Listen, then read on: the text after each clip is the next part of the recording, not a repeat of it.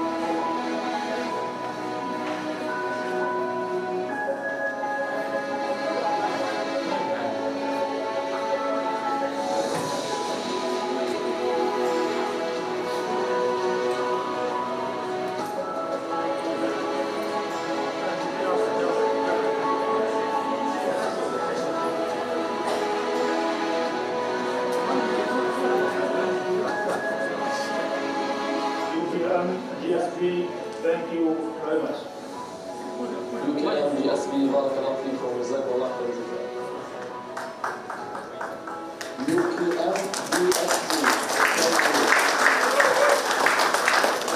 UKM-GSB, thank you. UKM-GSB, thank you.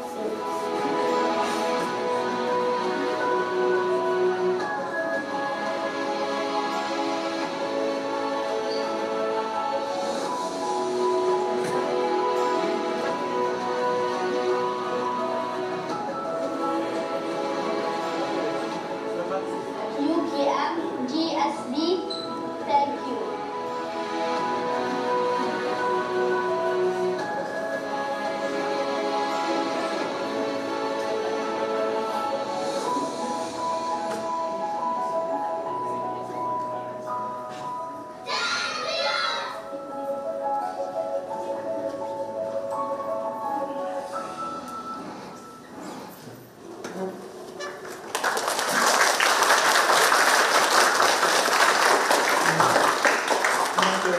To give you a better context, when I was in Gaza, the hardest thing is to get a piece of bread. It's so easy here, and you can just buy it, you can even get it with Grab or anything, something available, right? And it survives, should be available. But in Gaza and during the war, the hardest thing for you is to get a piece of bread. We're not talking about meat, other things, so you don't even have a preference, you just want bread. So that thing was so hard to get. So from this comes our first idea of doing the project of providing people with bread and stuff. Because in order to get a bread, in Gaza sometimes you need to walk at 4 a.m. And I was experiencing that. I was having an alarm on my phone to just wake up at 4 a.m. walking in the street. It's pitch dark, you can't see anything. And there's the drones and there's everything. It's so scary. Even if you were the bravest man alive, you know, you might not make it back, and just for a piece of bread. So sometimes you value having something to eat over your life because you're risking it. So that's why we made the first project. And this project, we made it during the war. The war was still going on.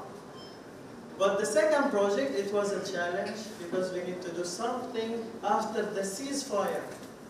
And you know, in the ceasefire, there was about 1.5 million displaced in the south. So all those people returned to the northern part of Gaza. So the main issue there was they can't find clean water to drink. They drink from the sea or polluted water. I myself experienced that, and it's bad. I got a lot of illnesses back then. So really quick, I'll show you the next project, even though it wasn't planned that we show it, but it's okay, we still have a third one. We'll keep it confidential. So those scenes resembles, actually everything in those videos taken by our team. So it resembles when the people went back to the north and what we have done. So, yeah.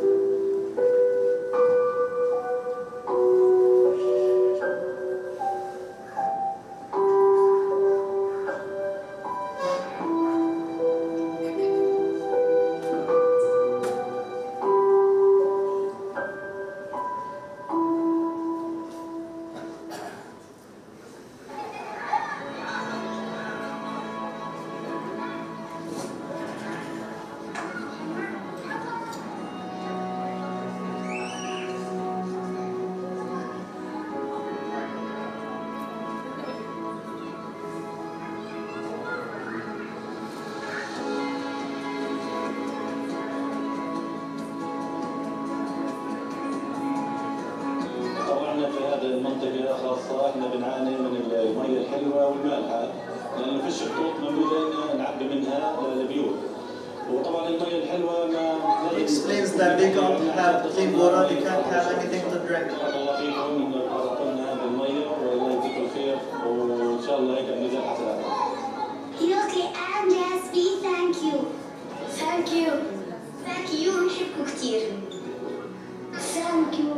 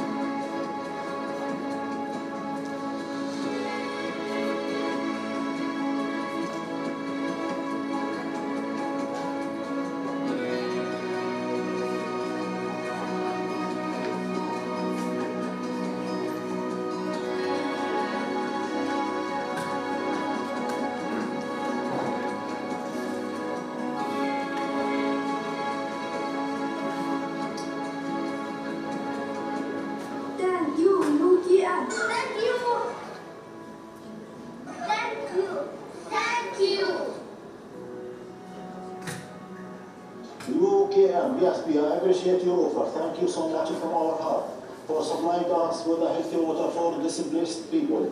Thank you so much once again from our heart. But we need your help always to continue at this region. As you know and as you see, this place destroyed, wholly destroyed. This is bombing. This is consequences of American tax money. This is what happened in Gaza. We need your supply. Thank you so much from our heart. Thank you.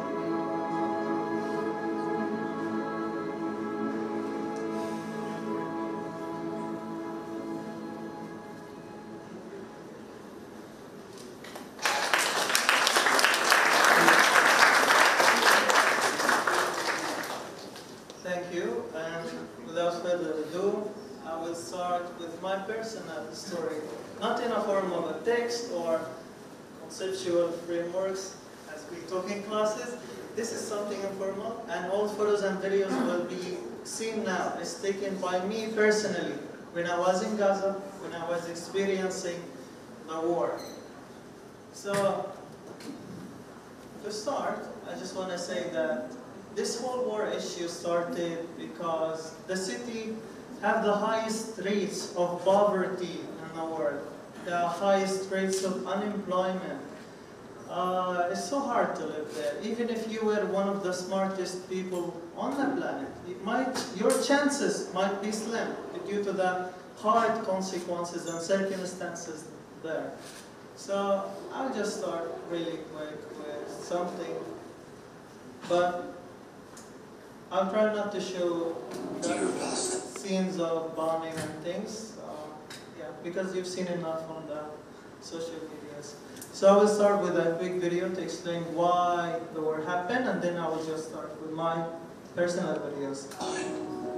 Sometimes I feel that we don't exist around you in this world. That humanity has failed you in so many ways. And that you may never find it in your heart to forgive us anymore. They have stolen your land and forced division among your people. Air, land, and sea blockades on a tiny strip with high fences and cameras pointing at you 24/7. 80% of the water is undrinkable. 70% of your people are food insecure. Poverty, unemployment, and children suffering from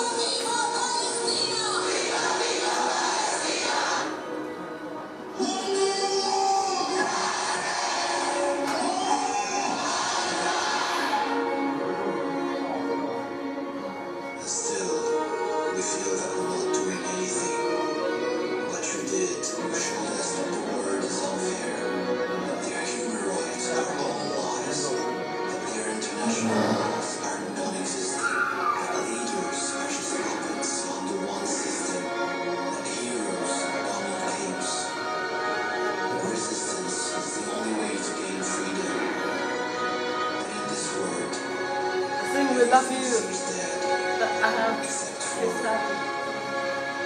Palestinians. So we are here to amplify their voices. I'm here to amplify their voices. I know justice is not there, but the incremental things can change. But now I will start my personal stories. From the moment I woke up, because usually it's a habit. I usually take a lot of photos and videos when I'm back in Gaza. So since the moment I woke up at 6 a.m., exactly 6 a.m., sharp, until I left the city. And this video I made it myself. So forgive me if the editing sucks.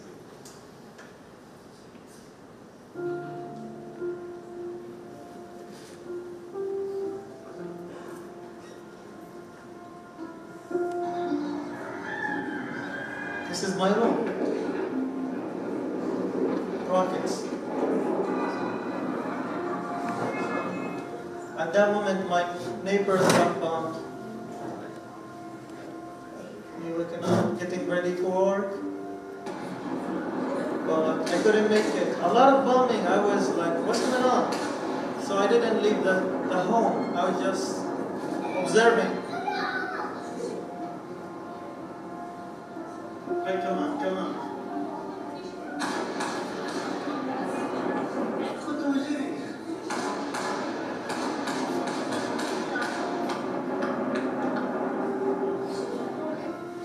First week, you can see displaced people in the streets. A lot of people from the northern part, they are getting displaced.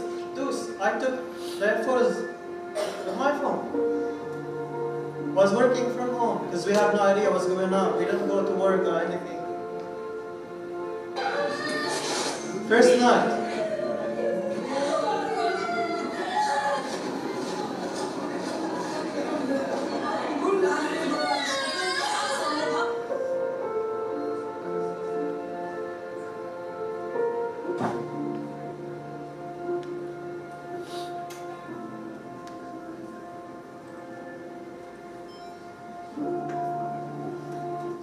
From the very beginning, we got displaced. You can see how traumatized my little sister was and how my family was crying. And me and my brother were trying to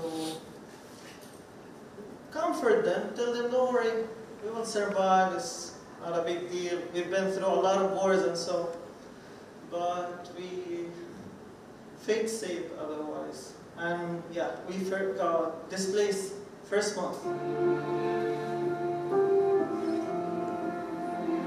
My dear sister.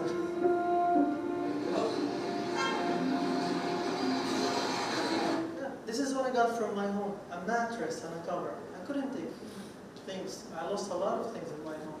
So this is me taking my mattress, so at least I don't sleep on the asphalt.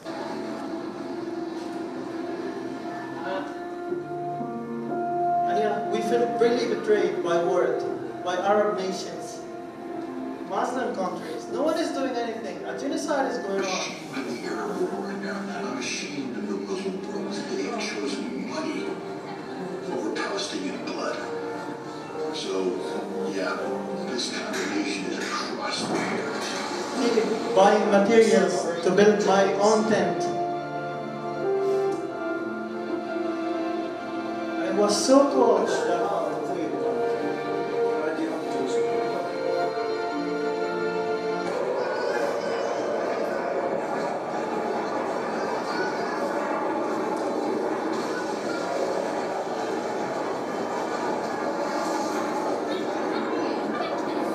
No electricity, of course.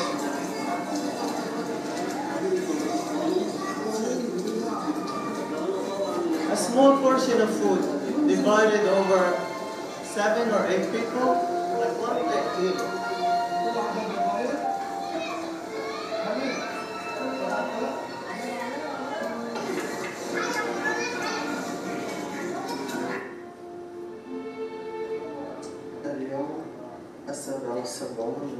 I was marking my day 77 of the war,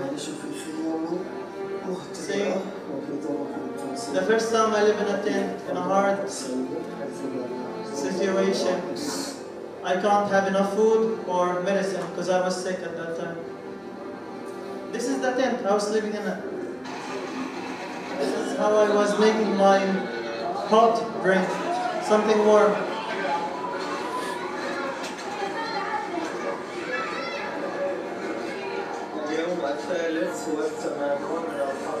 Day 83 of the war. Day 90 of the war in Gaza. We still suffering. And this building, 1,500 displaced people. This one I stay in. But I was in a tent, of course. Nothing to say.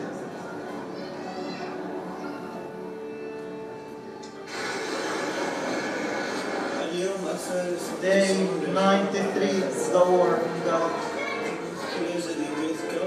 Nothing new to mention, just suffering. Day 95. I was sick in the tent.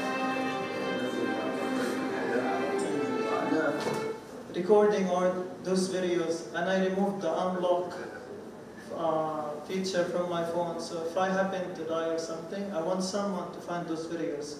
So I deleted all the private things and I kept the main things about the work. So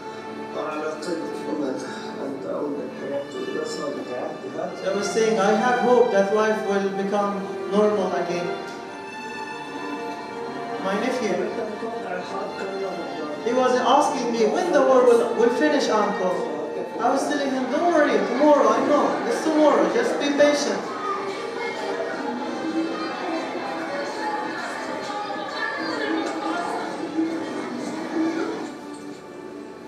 This is when I was going to just get bread. See the streets.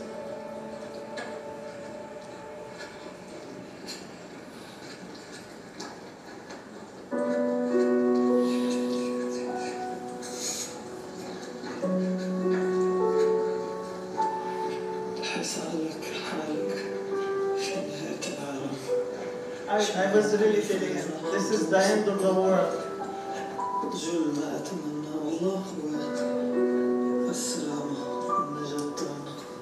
And at that moment, I really had no dreams. No MBA, no PhD, nothing. I don't want to work, I don't want anything. I just want to survive. I want the rest of my family to survive. I want the loved one to survive. And that's what I was saying at that moment when I was going to buy bread. Not for myself. I can make it days without eating. But it's for my family. And I still remember one thing. When we usually eat, Arabs, generally speaking, we have a large portion of food. But in the war, we were splitting like one loaf over 9 or something. So I was always had that challenge to lie on my family, tell them, don't worry, I already ate, so yeah, you can have more or something. So my little sister can eat more, or you know what I mean.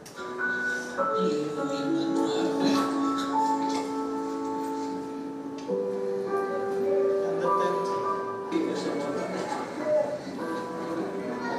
That was fun.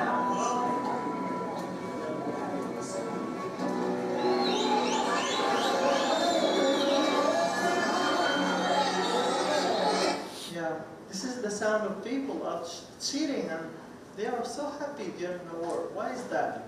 They got fake news on maybe day 120 that the war will stop, there's negotiations and so. So they were so happy, everyone is celebrating at the night.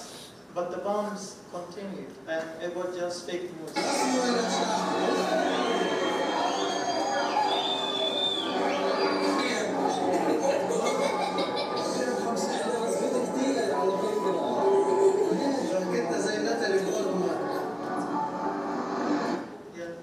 Not strange. You can see that in the streets. They are looking for something to eat, even though there is nothing. But they still have hope that they might find something to eat.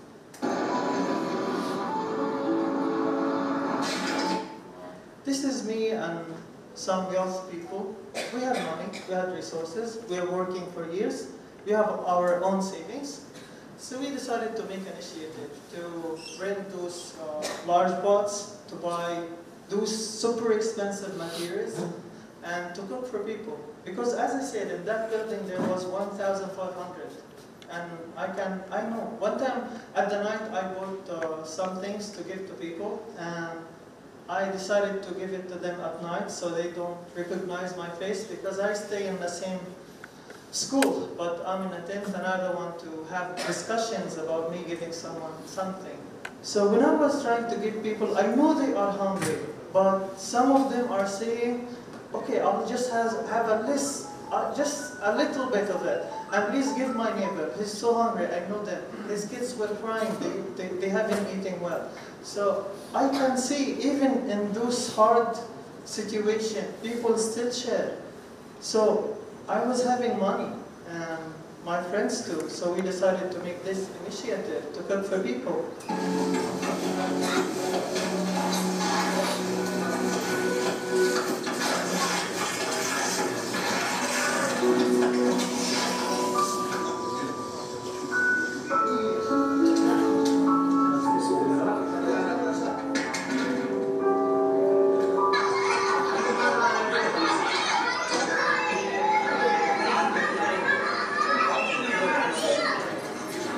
The main transportation in Gaza.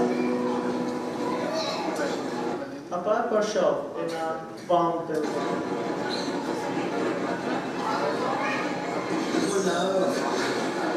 How congested?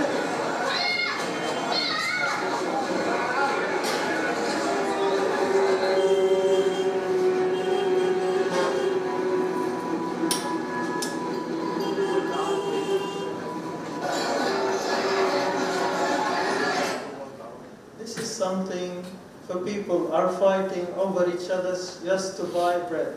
Because at that time, that option of buying something like bread in daylight, it was an option, but it's so hard. You need to stand in a line for 12 hours and you might return home with nothing. So you can see how people are over each other.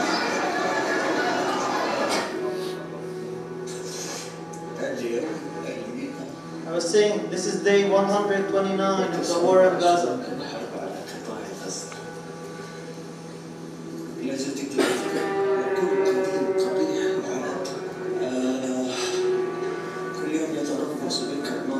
I was saying that nothing new to mention, all the suffering and bad things that keep happening. And this is, I mean, one day, me and my friends were eating, and about 7 of us were sharing this like macaroni, but it's raw and expired, and we grilled it over a pan on a fire. So we still, I mean, it's in a situation you will feel bad about, but we were joking about it. There was a guy, he's 35 years old, and I was making a joke like, okay, now I will document the suffering of this kid, of the guy who's 35 years old. And he was saying, I want meat, and this is the video.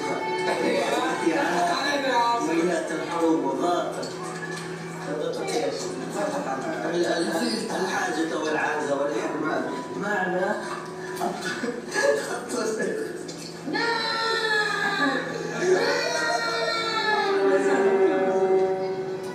So that video, I showed it on purpose, just to show people that we're still human. Even though we're suffering, we're so stubborn, so strong. I have the toughest skin on the planet, but still I'm a human. I joke, I feel sad, I feel broken sometimes.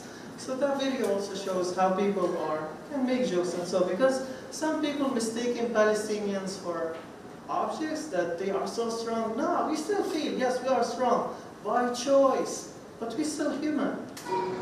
هاي اليوم 100 بطلت عنها. Yeah, that day I wanted to take video as usual, and I was saying this is day 100.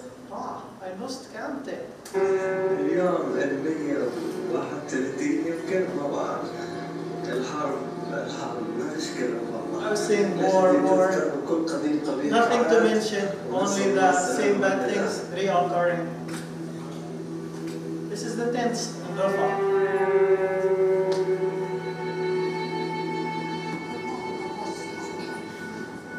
You can see this fence, that fence, it's the Egyptian border. It's another country. But you can't, I mean, if you are just, let's say, You are 20 meters up to that fence, you are safe. Your family is safe, you will be alive. But you can't, of course. It's another country, and you're not allowed to go there.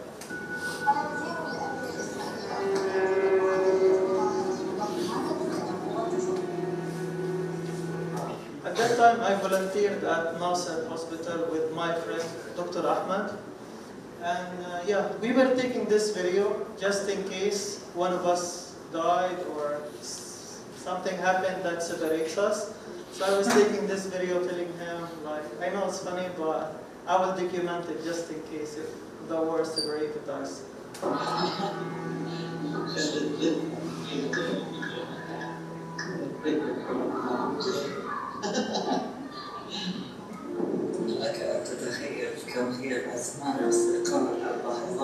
I was feeling it, like those heavy prices, those heavy things we pay as Gazans, this suffering we go through and everything. I was just emphasizing on it, like, wow, we suffer a lot, we never rest. We've been through a lot and we never got even rewarded for anything. You just keep losing and losing. I lost my house in 2014. My family member got injured in that, and it wasn't the last war. In 2019, another war happened. In 2021, another war. And this is the latest one, 2023, and it lasted for 500 something days. So I was thinking, even since I was a kid, I experienced all the wars and everything. When will we get to rest?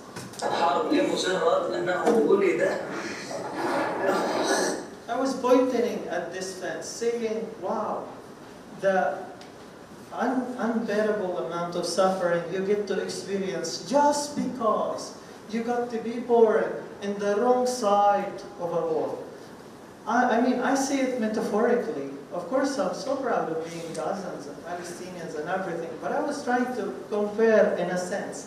Like, wow, just getting born like 20 meters aside from that fence, you will get through all of it.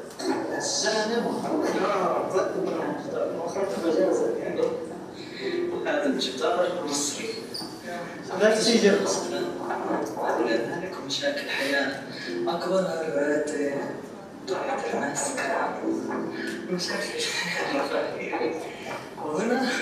I was saying, the people on that side, maybe their largest problems is just, damn, I want to get a better salary. Oh, I want a better car. Maybe I need a spacious apartment or something. All the things that they are worried about, the materialistic things and things that has to do with a better life, not just basic price. And I was saying, oh, but at this side, people just dream of surviving, of living, and that's it, nothing more. Because I was feeling it. It's something different than just saying it. It's something, I felt it. I abandoned all my dreams. I just want to survive. I want my family to survive.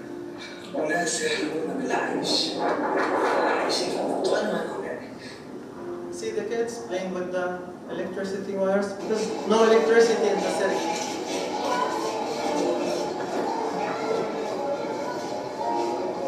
So children in all other countries playing with iPads, laptops, phones and everything, and you can see kids searching for something to eat, trying to cut those wood pieces of wood just to help their families if they want to cook something.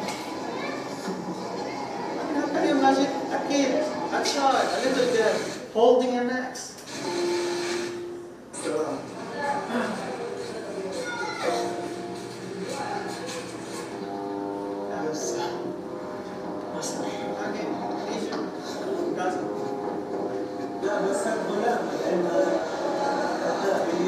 I like those encounters. It was the first time I see birds showering. Wow, I saw something new in this world.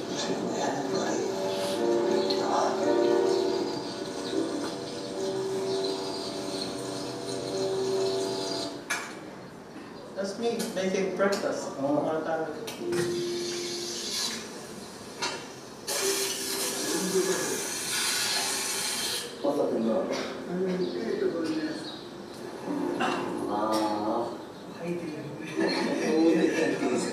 Jokes.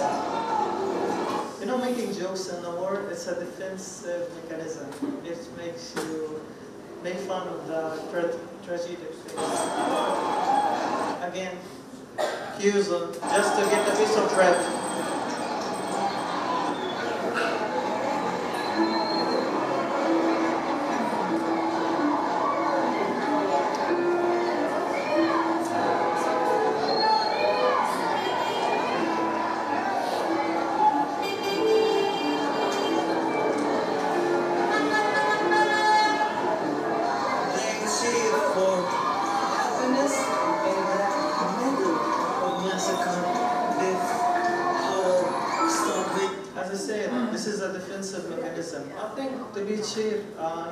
Cheerful or happy about, but this is like trying to strengthen each other. So they celebrate for no reason. You can just see some people in the streets while the bombing is happening, but they are just doing this as a form of resistance. Lack of water, food, scarcity of everything.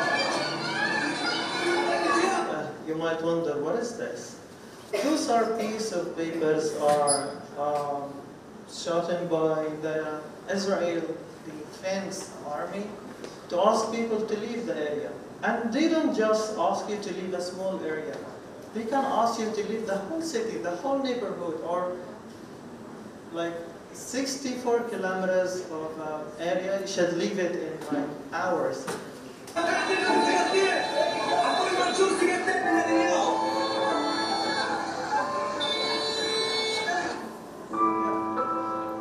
This is just give you this, and if you didn't move, yeah, it's justified if you got killed because they warned you.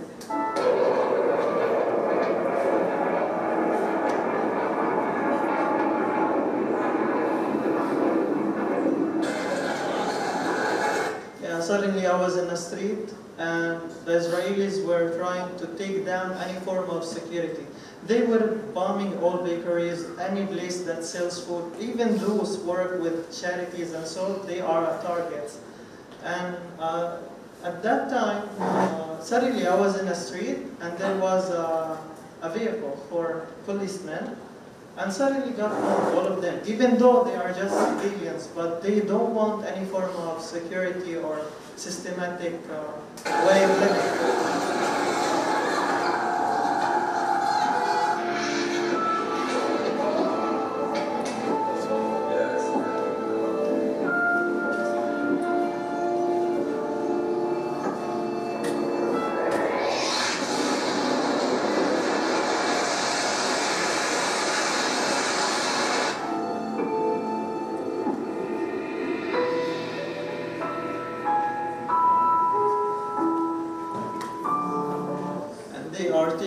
This is not a genocide. They justify that they didn't kill everyone in Gaza, so it's not a genocide. Come on, if you eliminate life itself, if you target all civilians, but then you didn't manage to kill all of them, does that make it something, I mean, anything but a genocide? Now, see, bakery, anything to help people is a target. They want famine to spread. They want to break the spirit of Gazans.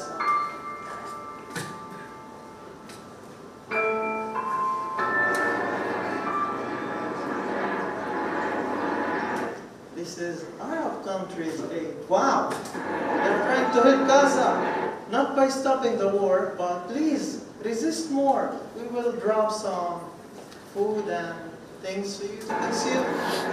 So yeah.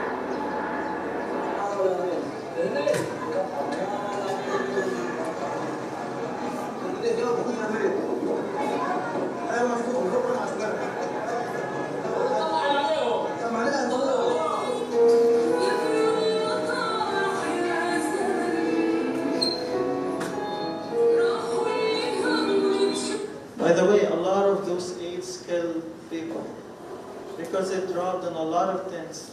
Some people were trying to wait in a place just to get it, and suddenly that parachute exploded, and all of those aids instead of helping people, they killed them.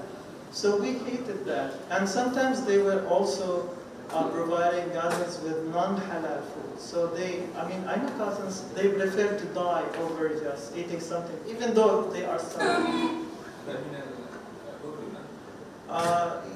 Some of them was also from foreign countries, not just Jordan.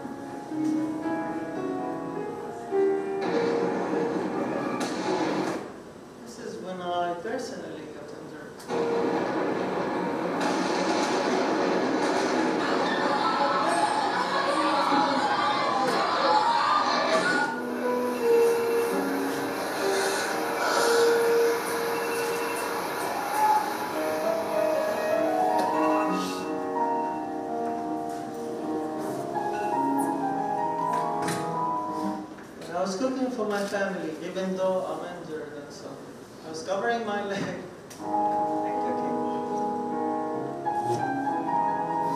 So the reason why I decided to continue with my original plan to come to GSB, I already had my admission letter before the war, since August. But when the war started on October 7th, I had my even travel bags and everything ready and from October 5th.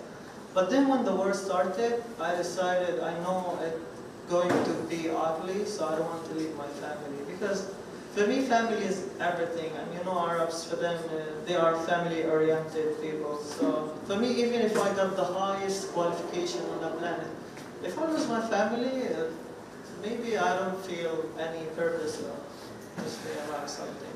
So I decided to stay with them. But when I got injured, I had stitches on my belly. I had my leg broken. Actually, it got broken first time, but the bones were not well structured.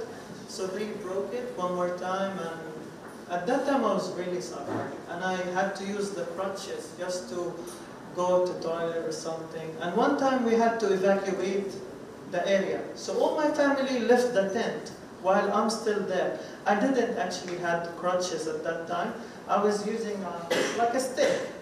And then everyone in the area left it instead of our tent. My family, my dad and mom stayed in the tent and they refused to leave.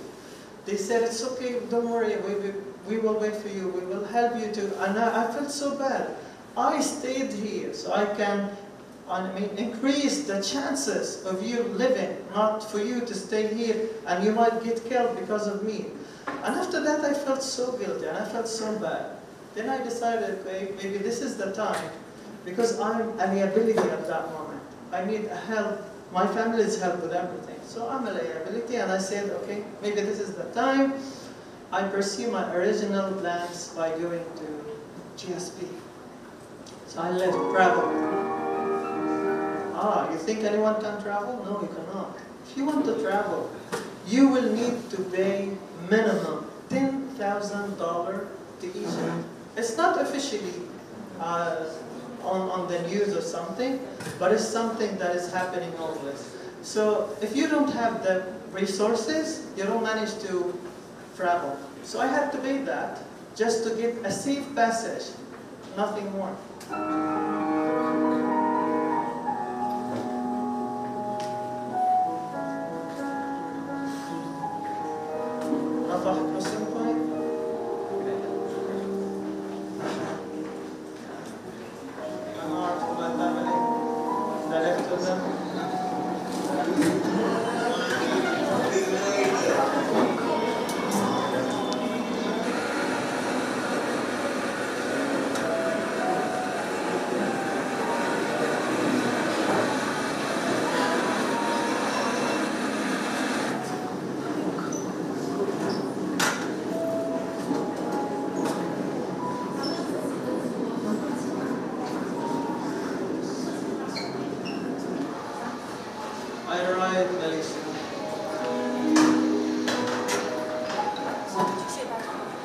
Meister.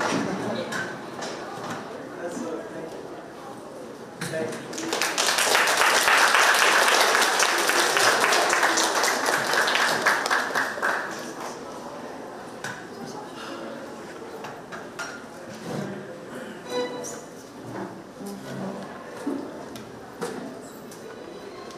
Any question? Anything about Gaza? Please shoot.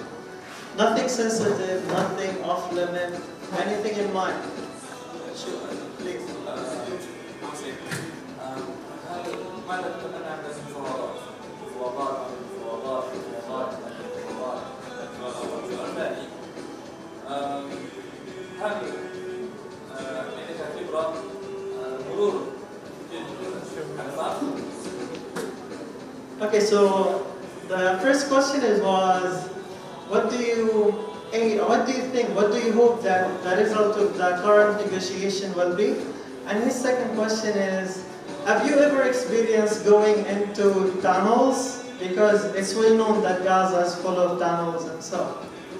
So for the second question, it's a big fat no. The first question, yeah. I just hope that those citizens in Gaza will have a decent life. They will get something to make up for the losses they have. They have experienced, and you know, some losses, when you lose the souls, nothing can make it up for them, right? So yeah, I just hope they find the peace in their hearts someday. Thank you. هل تعرف من خلال المجتمع الرجال المقاومين هل تعرفون وجوههم؟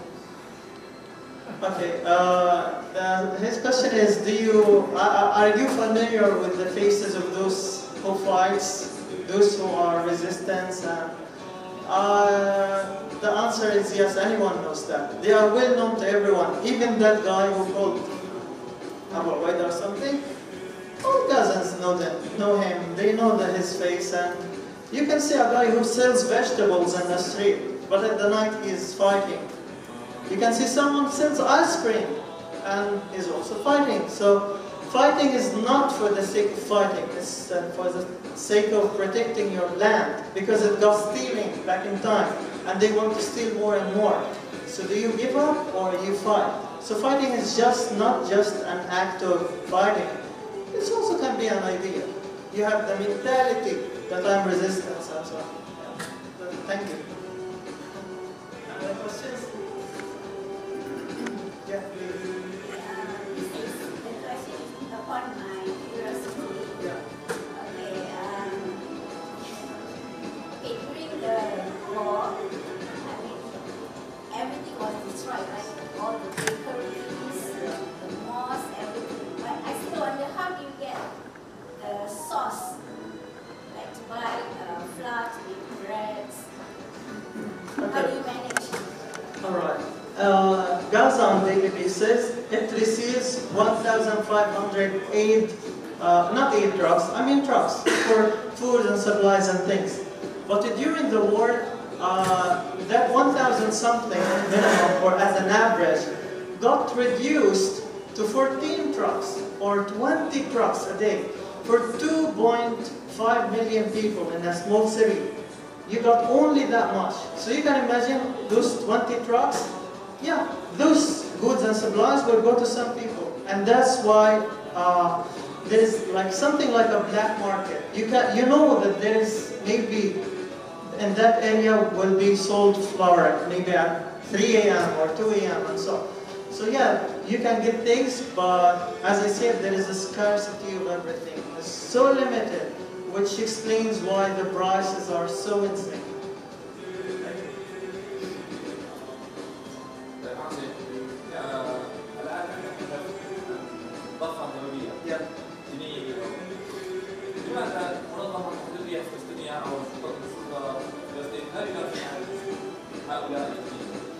Alright, I'll give you the straightforward answer. The IBO thing, in a sense, they don't adapt that form of resistance that Gazans have, and they believe more in diplomacy and so. Even though history says and reality says if you go to that route, you will keep losing and losing. But in a sense, they are heavily corrupted. That's what Palestinian thinks, generally speaking. This is the truth.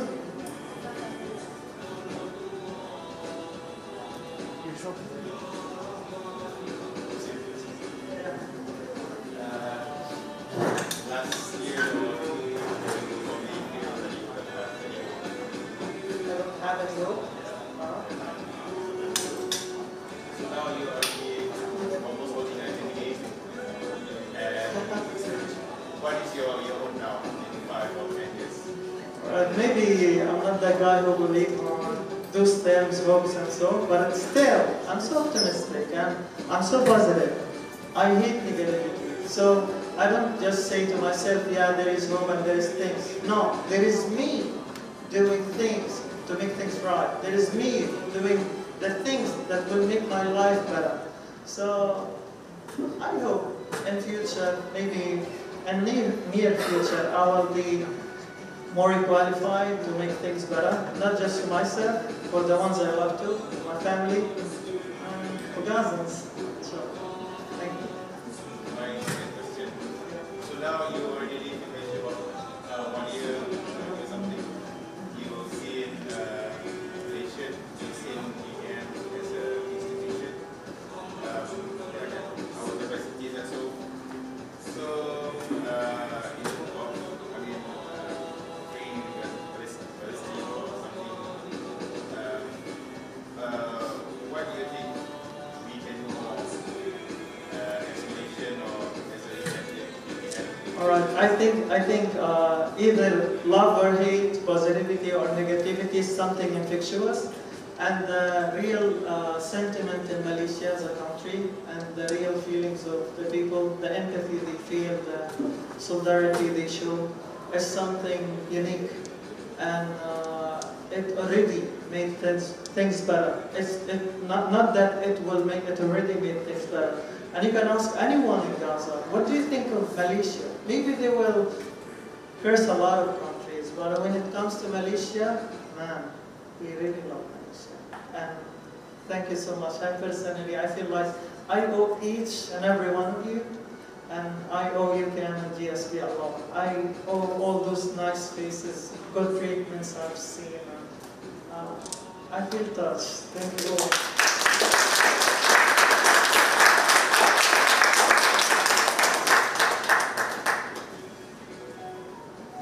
Yeah, please.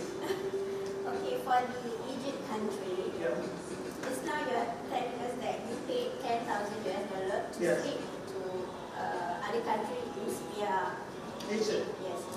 But now my curiosity is, Egypt country, are they not willing to help the Palestinians, or the Palestinians themselves are not willing to go out from Gaza? All right. Okay. Good question. I'll explain it.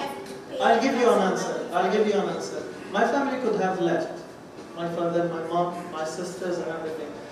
I told them, I even suggested that earlier to them, how about we just leave temporarily until the war is finished, because you don't want to lose anyone of you and so. And they said, okay, if you leave, if we leave, if everyone leaves, who will stay? So no, I don't want to leave. Even when your house getting threatened by IDF, or the areas getting threatened that it will get bombed, some Palestinians, and my family included, they even refuse. And that's the main reason why I stayed. I know my family. When they get threatened to leave, they will not. They will say, I want to die in peace in my own house. And it happened in the war. And I had a big fight with my family just to evacuate them. I wanted to die. That's why I stayed, actually. And yeah, so main reason, Gazans refuse to leave. They don't want to leave, because we experienced that before. I can show you something I hold dear to my heart. It's a card. This card is from 1983. This card doesn't belong to me, actually. I wasn't born at that time. It's for my father. He just gave it to me. It states his origin. Our origin is not from Gaza, from another city in Palestine. But if you look at the map, that city is no longer on the map. The Israeli occupation took it, and they changed the name. You might not even find the name on Google Maps or something, but it's still here, it's an evidence. So, what I mean by this, they got displaced before, okay? And they promised them, this is temporarily, you will get back just in a short time, but no one returned. So all Palestinians believe, even if the whole world came to us and asked us to leave temporarily, no, we don't want to leave because we know how it will end. We will never get to return. So we want to die on the same land instead of leaving. But at the same time, for someone like me, I mean, how come I can get the same level of education in Palestine as the one I can get in GSB and UKM? You know what I mean? So for me, yes, I might need to travel, okay? And that time, if I need to travel, yes, Egyptians take advantage of you. You'll need to pay that much. So sometimes it's a challenge that is there, but it's not the reason why Gazans are not leaving. And you can hear now the Trump administration, the new US administration and so, offering Palestinians a voluntary way of living their country and giving them an alternative home and so. But you can see all Gazans are against that. So yeah, you know, thank you. And my other question is, why Malaysia? Why do you choose Malaysia? Okay. Malaysia is known for Palestinians, how kind-hearted they are, and it's an Islamic country as well, and the quality of education in this country is top-notch. So, in short, those are the reasons why I prioritize Malaysia over Europe itself.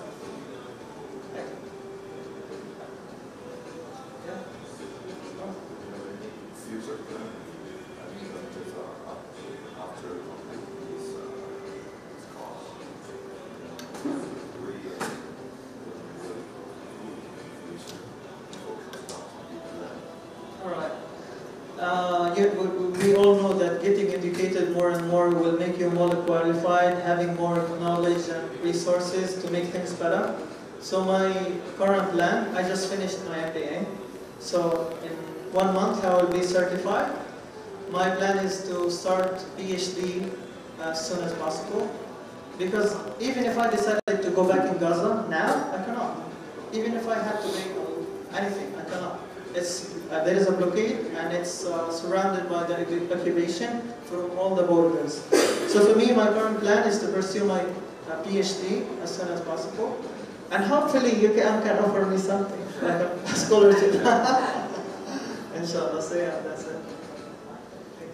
But of course, I will use everything back to make things better for my country and for the people. So.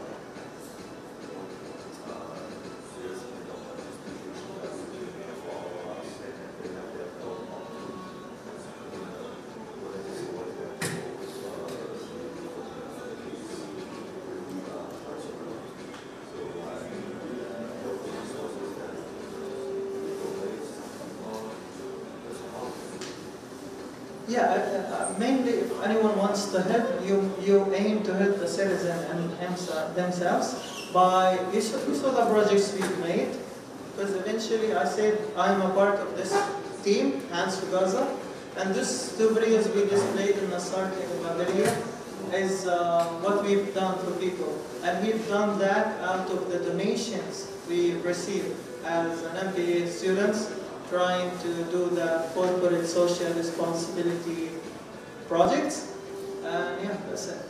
So, I mean, there's a lot of streams where you can help Palestine and so, but for now, we are the team, and that's how we help in those 2 videos we just showed, that's how we help Palestinians.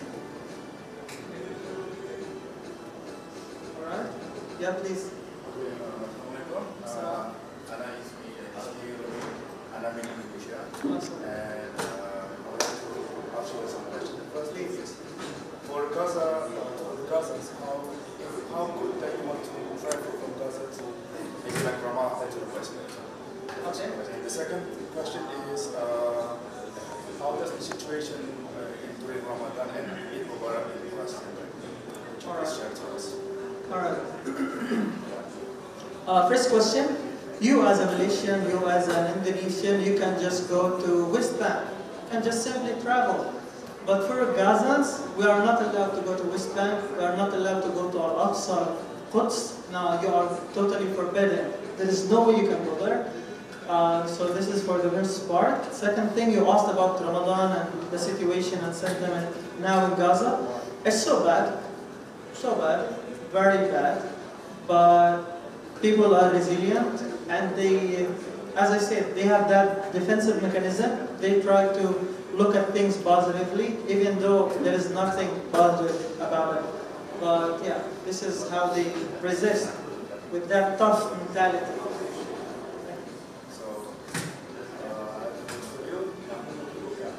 Huh? Thank you so much.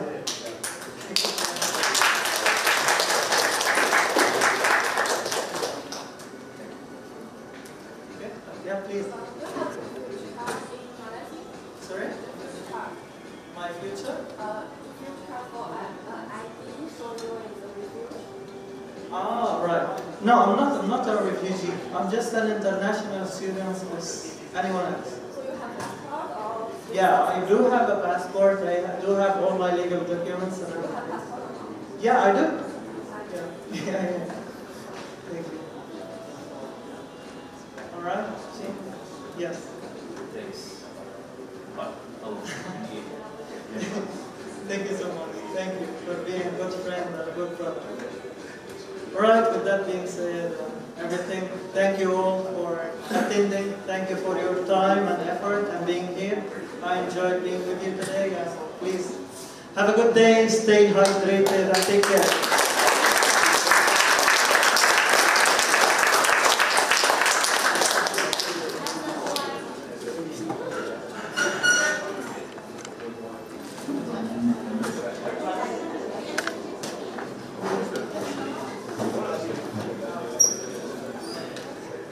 I just want to mention something really quick. If you are interested in seeing our exhibition, it's in the ground floor. Yeah, thank you all.